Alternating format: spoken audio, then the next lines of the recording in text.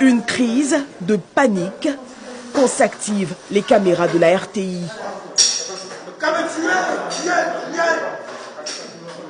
Abou, 39 ans, est interpellé ce lundi pour recel de téléphone portable. Il a été épinglé par les services de la plateforme de lutte contre la cybercriminalité à son domicile à Tekoubé. Entre ses mains, plus de 180 millions de francs CFA en espèces et 115 téléphones portables. Les faits me sont reprochés là-bas, je reconnais deux. Quand il y a un téléphone bloqué qui est là comme ça, bon, je regarde la fiche médicale. Souvent, quand il y a un numéro, j'envoie le message au numéro, voir si la personne a été victime d'un cas de vol de téléphone. Voilà, s'il me répond, c'est là que je commence à parler avec la personne. Bon, pour plus de preuves que si c'est son téléphone qui m'envoie le code, je vais voir si c'est son téléphone vraiment. Il a passé un essai. L'information est parvenue à la plateforme ce matin de l'une de ses victimes. Abou la traquait depuis quelques semaines pour avoir ses codes.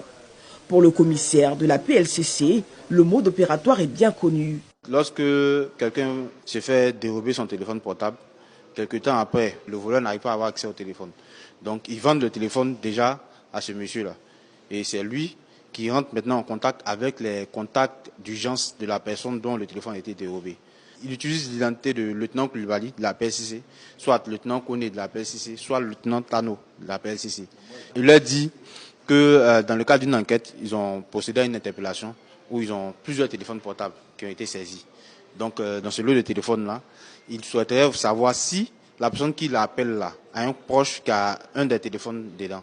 Donc, il lui demande de le mettre en contact avec celui qui appelle le téléphone portable, à qui il demande ses accès. C'est cet exercice qu'il faisait lorsqu'on l'a interpellé.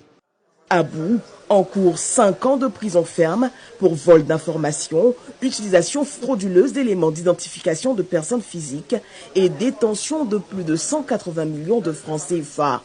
L'occasion pour la plateforme d'inviter les populations à saisir les autorités compétentes face à de la cybercriminalité.